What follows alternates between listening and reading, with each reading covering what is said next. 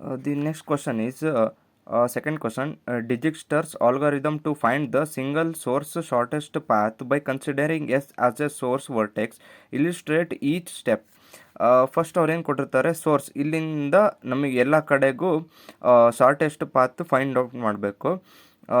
ಒಂದು ಕ್ವಶನಲ್ಲಿ ಎಸ್ ಅಂತ ಕೊಟ್ಟಿರ್ತಾರೆ, ಅಂದರೆ consider by considering S as a source vertex, ಅಂದರೆ ಸ್ಟಾರ್ಟಿಂಗ್ ವರ್ಟೆಕ್ಸ್ ಎಷ್ಟು ಅಂತ ಕೊಟ್ಟಿರ್ತಾರೆ. ಅಕಸ್ಮಾತ್ ಅವ್ರು ಏನಾರು ಎಸ್ ಅಂತ ಏನೋ ಕೊಟ್ಟಿದ್ದಿಲ್ಲ, ನಾವು ಎಲ್ಲಿಂದ ಬೇಕಾದ್ರೆ ತೊಗೋಬೋದು, ಎ ಇಂದ ಬೇಕಾದ್ರೆ ತೊಗೋಬೋದು, ಬಿ ಇಂದ ಬೇಕಾದ್ರೆ ತೊಗೋಬೋದು. ಸೊ ಫಸ್ಟ್ ಟೇಬಲ್ ಹಾಕೊತೀವಿ ನಾವು, tree vertex, remaining vertex and illustration ಅಂತ. ಇಲಿಸ್ಟ್ರೇಷನ್ ಅಂದರೆ ಮಾಡಲ್ ಅದು. ಫಸ್ಟ್ ಏನು ಮಾಡ್ತೀವಿ, ಎಸ್ಸಿಂದ ಎ ಮತ್ತು ಎಲ್ಲಿಂದ ಆರೋ ಮಾರ್ಕ್ ಹೋಗಿದೆ ನೋಡ್ಬೇಕು. ಎಸ್ಸಿಂದ ಎ ಮಟ್ಟ ಎಗೆ ಹೋಗಿದೆ ಮತ್ತು ಬಿಗೆ ಹೋಗಿದೆ, ಓಕೆನಾ. ಹಾಗಾಗಿ ಎಸ್ ಎಲ್ಲಿ ಶಾರ್ಟೆಸ್ಟ್ ಪಾತ್ ನಮಗೆ ಫಸ್ಟ್ ಸ್ಟಾರ್ಟಿಂಗ್ ಗೊತ್ತಿರೋಲ್ಲ ಎಸ್, ಅದಕ್ಕೆ ಹಾಕಿ ಅದರದ್ದು ಎಲ್ಲಿಗೆ ಹೋಗಿದೆ ಅಂತ ಗೊತ್ತಿಲ್ಲ, ಅದ್ರ ಲೆಂತು ಗೊತ್ತಿಲ್ಲ, ಅದಕ್ಕೆ ಡ್ಯಾಶ್ ಹಾಕಿ ಇನ್ಫಿನಿಟಿ ಅಂತ ಬರ್ಕೊತೀವಿ. ನೆಕ್ಸ್ಟು ಏನು ಮಾಡ್ತೀವಿ, ರಿಮೈನಿಂಗ್ ವರ್ಟೆಕ್ಸ್ ಎಸ್ ಏನೇನು ಉಳಿದಿದೆ ಇಲ್ಲಿ ಅಂದರೆ ಫಸ್ಟ್ ಎಲ್ಲದೂ ಬರ್ಕೋಬೇಕು. ರಿಮೈನಿಂಗ್ ಅಂದರೆ A, B, C, D, E ಅಂದರೆ ಎಸ್ಸಿಂದ ಎಗೆ ಹೋಗಿದೆನಾ,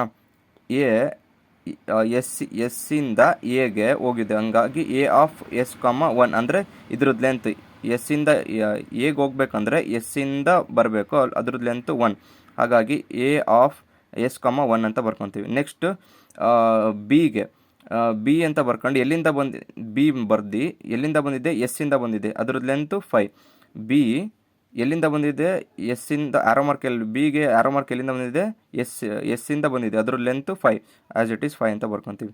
ನೆಕ್ಸ್ಟು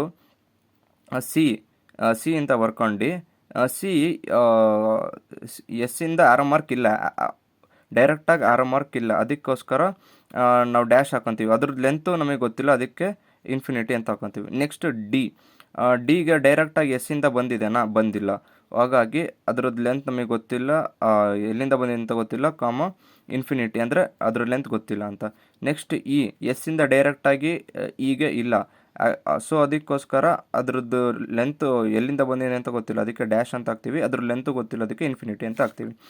ಈಗ ಇದರಲ್ಲಿ ಶಾರ್ಟೆಸ್ಟ್ ಅಂದರೆ ಯಾವುದು ಸ್ಮಾಲ್ ಪಾತ್ ಇದೆ, ಎಸ್ ಆಫ್ ಎಸ್ ಕಾಮ 1 ಅಂದರೆ ಎ ಇಂದ ಎಸ್ ಮಟ್ಟ ಹಾಕಬೇಕು. ಎ ಇಂದ ಎಸ್ ಮಟ್ಟ ಅದರದ್ದು ಲೆಂತ್ ಏನಿದೆ 1 ಇದೆ ಅಂತ ಈ ಥರ ಹಾಕಿ ಕನೆಕ್ಟ್ ಮಾಡಬೇಕು, 1 ಅಂತ ಆರೋ ಮಾರ್ಕ್ ಹಾಕಿ. ನೆಕ್ಸ್ಟು ಎ ಆಫ್ ಎಸ್ ಇದನ್ನು ಕನೆಕ್ಟ್ ಮಾಡಿರ್ತೀವಲ್ಲ, ಅದನ್ನು ಇಲ್ಲಿ ಸೈಡಿಗೆ ಬರ್ಕೊತೀವಿ, ಎ ಆಫ್ ಎಸ್ ಕಾಮ 1. ನೆಕ್ಸ್ಟ್ ಎ ಇಂದ ಎಲ್ಲೆಲ್ಲಿ ಹೋಗಿದೆ ನೋಡ್ಬೇಕು, ಎ ಇಂದ ಸಿಗೆ ಹೋಗಿದೆ, ಎ ಇಂದ ಡಿಗೆ ಹೋಗಿದೆ, ಎ ಇಂದ ಬಿಗೆ ಹೋಗಿದೆ, ಅದನ್ನು ಈ ಥರ ಬರ್ಕೊತೀವಿ, ಎ ಇಂದ ಎ, ಸಿ, ಡಿ ಮತ್ತು ಬಿ. ನೆಕ್ಸ್ಟು ಎ ಇಂದ ಬಿಗೆ ಹೋಗಿದೆ ಅಲ್ಲ, ಎ ಇಂದ ಬಿಗೆ ಹೋಗಿದೆ, ಆದರೆ ಎ ಎಲ್ಲಿಂದ ಕನೆಕ್ಟ್ ಆಗಿರೋದು, ಎಸ್ಸಿಂದ ಕನೆಕ್ಟ್ ಆಗಿರೋದು. ಹಾಗಾಗಿ ಎಸ್ಸಿಂದ ಎಗೆ 1, ಎ ಇಂದ ಬಿಗೆ 2 + 1 3. ಹಂಗಾಗಿ ಬಿಗೆ ಎಲ್ಲಿಂದ ಬಂದಿದೆ, ಎ, 3 ಅಂತ ಬರ್ಕೊತೀವಿ, ನೆಕ್ಸ್ಟ್ ಸಿಗೆ ಫೈಂಡ್ ಔಟ್ ಮಾಡಬೇಕಲ್ಲ ಪಾತ್, ಎಲ್ಲಿಂದ ಎಸ್ಸಿಂದ ಸಿಗೆ ಫೈಂಡ್ ಔಟ್ ಮಾಡಬೇಕು. ಹಂಗಾಗಿ ಸಿ ಎಲ್ಲಿಂದ ಬಂದಿದೆ, ಎ, ಅಂದರೆ ಎಸ್ಸಿಂದ ಎ ಮಟ್ಟ 1, ಎ ಇಂದ ಸಿ ಮಟ್ಟ 2 + 1 3. ಹಂಗಾಗಿ 3 ಅಂತ ಬರ್ಕೊತೀವಿ. ನೆಕ್ಸ್ಟ್ ಡಿ ಎಲ್ಲಿಂದ ಬಂದಿದೆ, ಎ ಎಲ್ಲಿಂದ ಬಂದಿದೆ, ಎಸ್. ಹಾಗಾಗಿ ಇಲ್ಲಿ ಎಸ್ಸಿಂದ ಎಗೆ 1, ಎ ಇಂದ ಡಿಗೆ 1, ಹಾಗಾಗಿ 2 ಅಂತ ಬರ್ಕೊತೀವಿ. ನೆಕ್ಸ್ಟ್ ಇ ಎಲ್ಲಿಂದ ಬರಬೇಕು, ಇನ್ನೂ ಮುಂದೆ ಡೈರೆಕ್ಟಾಗಿ ಬಂದಿಲ್ಲ, ಹಾಗಾಗಿ ಕನೆಕ್ಟ್ ಆಗಿಲ್ಲ. ಹಾಗಾಗಿ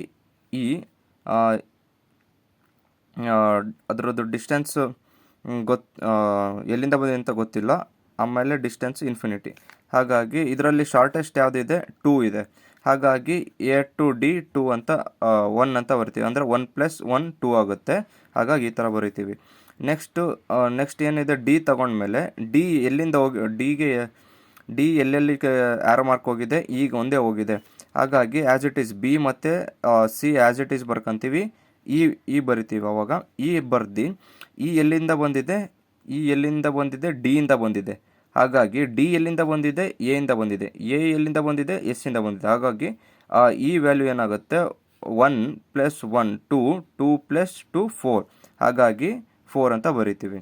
ನೆಕ್ಸ್ಟ್ ಕನೆಕ್ಟ್ ಮಾಡ್ತೀವಿ. ಎ ಇಂದ ಇದರಲ್ಲಿ ನೋಡ್ತೀವಿ ಯಾವುದು ಕಮ್ಮಿ ಸ್ಮಾಲ್ ಇದೆ, 3 ಲೆಂತ್, ಅದಕ್ಕೋಸ್ಕರ ಎ ಇಂದ ಬಿಗೆ ಕನೆಕ್ಟ್ ಮಾಡ್ತೀವಿ.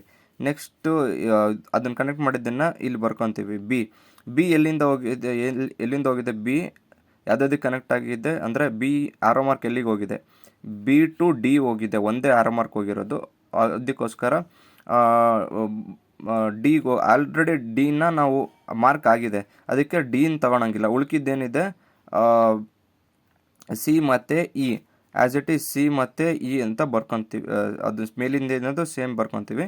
ಇದರಲ್ಲಿ ಯಾವುದು ಕಮ್ಮಿ ಇದೆ 3, ಹಾಗಾಗಿ 3 ಎಲ್ಲಿಂದ ಬಂದಿದೆ, ಸಿ ಎಲ್ಲಿಂದ ಬಂದಿದೆ, ಎ ಇಂದ ಬಂದಿದೆ.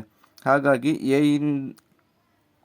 ಇಂದ ಬಂದಿದೆ ಅಂದರೆ ಸಿಗೆ ಎ ಇಂದ ಬಂದಿದೆ ಅಂದರೆ ಇಲ್ಲಿ 2, ಅದ್ರದ್ದು ಎಸ್ ಇಂದ 1 ಪ್ಲಸ್ ಎ ಇಂದ ಸಿಗೆ 2 ಏನಾಗುತ್ತೆ 3 ಆಗುತ್ತೆ. ಆ್ಯಸ್ ಇಟ್ 3 ಅಂತ ಬರಿತೀವಿ. ಇಲ್ಲಿ ಕನೆಕ್ಟ್ ಮಾಡ್ತೀವಿ. ಇದನ್ನು ನೆಕ್ಸ್ಟ್ ಇಲ್ಲಿ ಕನೆಕ್ಟ್ ಆಗಿದ್ದನ್ನು ಇಲ್ಲಿ ಬರ್ಕೊಂಡು ನೆಕ್ಸ್ಟ್ ಏನು ರಿಮೈಂಡಿಂಗ್ ಆಗಿದೆ, ಇ ಆಫ್ ಡಿ, 4 ಅಂದರೆ ಡಿ ಇಂದ ಸಿಗೆ ಕನೆಕ್ಟ್ ಮಾಡಬೇಕು. ಡಿ ಇಂದ ಸಿಗೆ ಕನೆಕ್ಟ್ ಮಾಡ್ತೀವಿ. ಆವಾಗ ಡಿ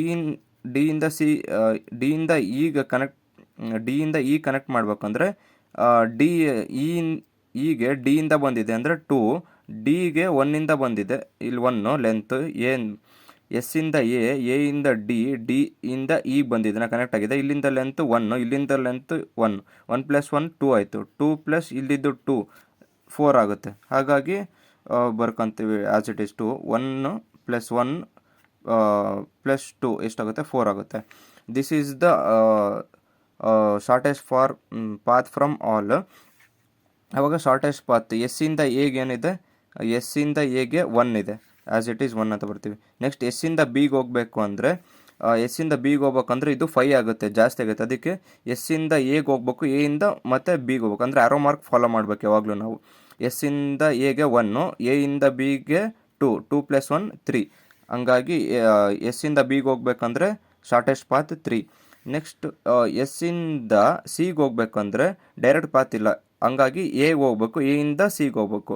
ಎ ಇಂದ ಸೋರ್ಸ್ ಎಸ್ ಇಂದ ಎಗೆ 1 ಲೆಂತು, ಎ ಇಂದ ಸಿಗೆ 2, 2 plus 1 3. Shortest path from S to C is 3. Next shortest path from S to ಡಿಗೆ ಇಲ್ಲಿಂದ ಎಗೆ ಹೋಗಬೇಕು, ಎಸ್ ಇಂದ ಎಗೆ ಹೋಗ್ಬೇಕು, ಎ ಇಂದ ಡಿಗೆ ಬರಬೇಕು, ಹಾಗಾಗಿ 1 plus 1 2. Shortest path from S to D is 2.